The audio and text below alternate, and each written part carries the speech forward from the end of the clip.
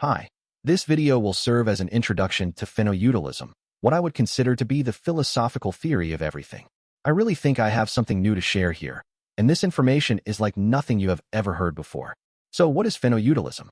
It is a philosophical theory that of all things that exist, our experiences, or phenomena, exist most certainly, and that these experiences have utility. It is nihilistic about free will and agnostic on religion, morality, reality, and consciousness. Basically, whatever you believe exists, you only believe exists because of your experiences, so they will be the basis for our system of beliefs, even if they themselves don't exist. And here are the definitions that I will be using throughout the presentation. Experience is the input of information. This helps expand the definition of the word experience to scenarios in which reality as we perceive it does not really exist. For example, if we are in a simulation, or if the information we get comes directly from a higher authority, or of course, if we are a brain in a vat. In any of these cases, there is some input going on, and that is what we will call experience. Next, utility is the valence of experience. It is a part of the experience that we use to compare experiences and base our actions on. Then good is whatever leads to a high utility experience. This is a redefinition of good, away from terms like moral or desirable. Finally, morality is a set of prescriptive statements, like, you should do X, or you should not do Y. Next, we are going to make a few assumptions, which you probably already hold, but which are not an inherent part of Phenoutilism. We will then use these assumptions, and through the lens of Phenoutilism, make some very interesting conclusions. So here they are. Multiple experiences happened before the current one. Objective reality exists. Other humans have experiences with utility. And here are the conclusions that we can make. Objective reality existed before the current experience. Human beings assign different utility to some conceptually similar experiences. Objective morality does not exist. Perhaps it is obvious to you how we can get to these, but if it isn't, I will be making a separate video on how to get there. Another key concept that we will be using all the time is the concept of utility sources. We will define them as a set of utility-giving parts of experiences. So, among all the experiences you and other people have ever had, your organism extracts utility from some of these experiences. And these experiences we can then arbitrarily group into sets, and we will call these sets utility sources. There is an example on the screen about the learning utility source, but we can also talk about the 2024 utility source, which is a set of all utility-giving experiences experienced in the year 2024. Or Mike utility source, a set of all utility-giving experiences experienced by Mike. As you can see, there is an uncountable, nigh infinite amount of utility sources. However, we will particularly look at the following 8. Again, these aren't the only ones that exist. These are some random utility sources that I chose. I will briefly explain what kind of experiences make up these utility sources. By the way, in future slides, I will reference these by letters. Physical reality, or P, is a utility source comprised of experiences associated with sensory capabilities, like the experience of taste or feeling cold. Metaphysical reality, or M, is a utility source comprised of experiences associated with the understanding of patterns, meaning, and abstract concepts not tied to the physical world. For example, the experience of understanding that E equals mc squared was that kind of experience, or the experience of meaning in life. Physical action, or I, is a utility source comprised of experiences associated with the manipulation of physical objects, like moving a chair or your own arm. Metaphysical action, or M, is a utility source comprised of experiences associated with the manipulation of metaphysical reality, most prominently the experience of conscious thought, the generation and spread of ideas. Objective reality, or O, is a utility source comprised of experiences associated with knowledge of the external world. Subjective reality, or S, is a utility source comprised of experiences associated with your own personal beliefs and opinions and the beliefs and opinions of others. Objective action, or A, is a utility source comprised of experiences associated with the manipulation of the external world, like moving a chair. That, of course, is the same example I used for P, which should tell you that we can have utility from two different utility sources simultaneously. Finally, subjective action, or C, is a utility source comprised of experiences associated with the manipulation of humans' internal state, their beliefs and opinions, most commonly through emotions and communication. In the future, I will also use the world domain to refer to the physical/metaphysical or objective/subjective utility sources. So we will have two domains, one with utility sources P, M, I, and E, and the other with O, S, A, and C. Now we will establish a necessity relationship between these utility sources. Two utility sources have a necessity relationship if the pursuit of one utility source necessitates the pursuit of the other. We will pair the 8 utility sources into 4 necessity pairs.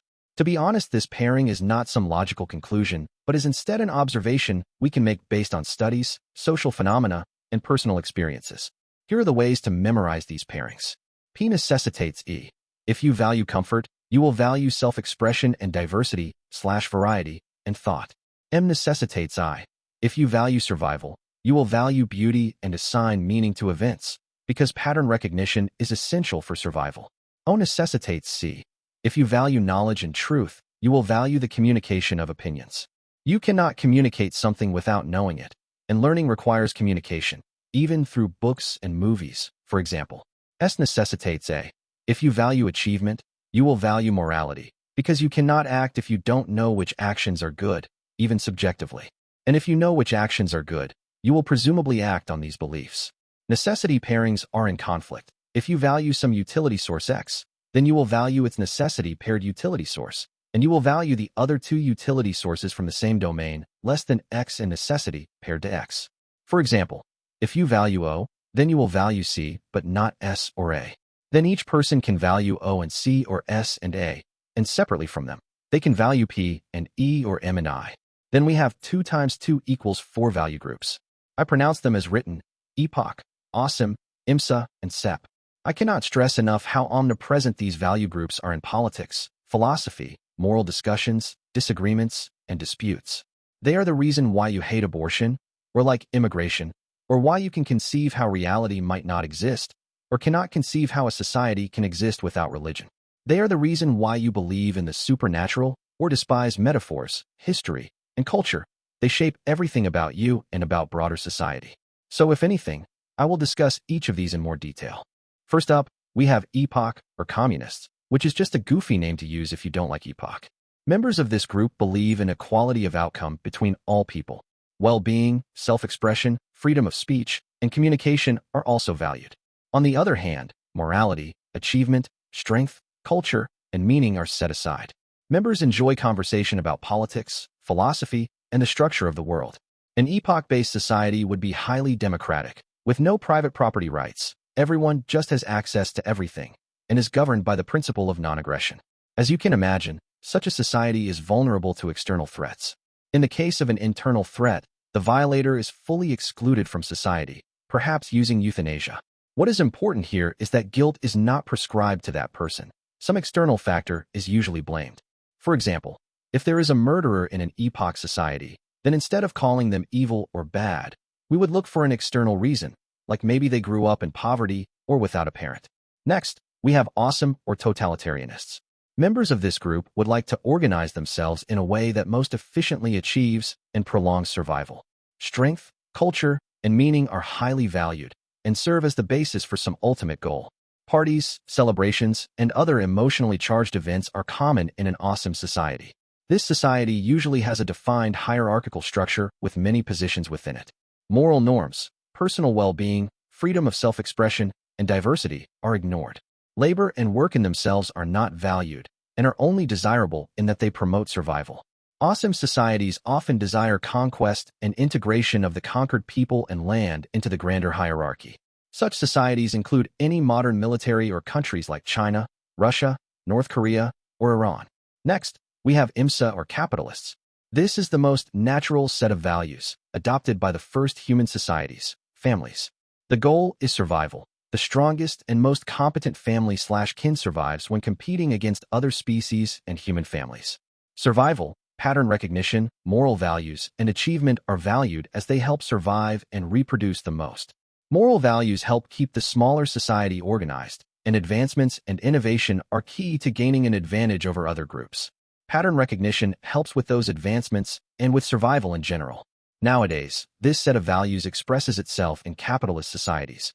Families are replaced by businesses. Survival and reproduction of a family is replaced by the survival and financial success of a business. Pattern recognition of the broader market movements helps make advancements that promote the success of the business. Moral values are replaced by internal business laws. Finally, we have the SAEP value group, or the technocrats. The advancements and the moral norms are tailored to advance the physical well-being of the SAEP society. The smartest and most capable, also referred to as elites or technocrats, set the moral norms expressed as laws. Diversity of self-expression is valued and welcome, so long as it doesn't violate the broader moral norms. If in the OCIM society, your position in the hierarchy led to your superiority, in the SAEP society, it is your virtue and your moral beliefs that make you superior. Anyone who does not conform to these moral norms is prevented from self-expression, as they are seen as an inferior human being. SAEP society does not have a culture, instead adopting its diversity and multiculturalism. I hope you found yourself in one of these. And I hope you can see how immensely relevant these value groups are to our current political landscape and to the opinions that we hold. But you are probably wondering, which one is better? Because better comes from the world good, which we defined as whatever gives you higher utility. The better value group is whichever one you have already. Identify your set of values and try to create experiences that would align with these values. You are already doing it, by the way, just not consciously. Even though this was perhaps the key idea in Phenoutilism, we still have one last thing to talk about. But first, we will define fundamental moral disagreements as moral disagreements about the comparative utility that an experience brings to a person. And we are specifically talking about exclusively positively charged experiences. For example, instead of flavor of a banana, we would be talking about physical bliss, and instead of reading a specific book, we would talk about learning all the information in the world. These experiences, when isolated, are never negatively charged, and based on the value groups we just discussed, we will prefer some of these experiences over others. We can use these to determine which utility source is more valuable. Using FMDs, we can determine how values compare to each other. And using these comparisons, we can determine the exact order, the hierarchy, of utility sources. There are 8 factorial or 40,320 of these hierarchies. But through value groups and other observations, we can limit that number down to 16. We will then call these hierarchies types. To be honest, these don't have all that much practical application unless you work in HR or something, and the phenoutilistic typology is a far less important subject than value groups. But still, here they are. The number is what I would call a person with a specific value hierarchy. For example, oh, look, that person is a 5.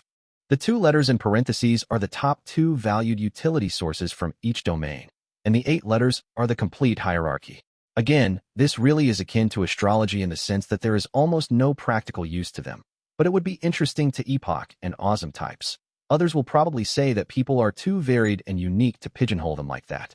Finally, I want to know what you think about Phenoutilism. Specifically, I want to hear criticisms and what I got wrong, because there is no other way for me to improve this system, which I think has very high potential. I will be soon releasing videos delving into the specifics, thinking, and logic that I have omitted here, but you can already find most of it on my website dragondrumsticks.com or on my X account with the same handle. I will put all links in the description. Thank you for watching till the end.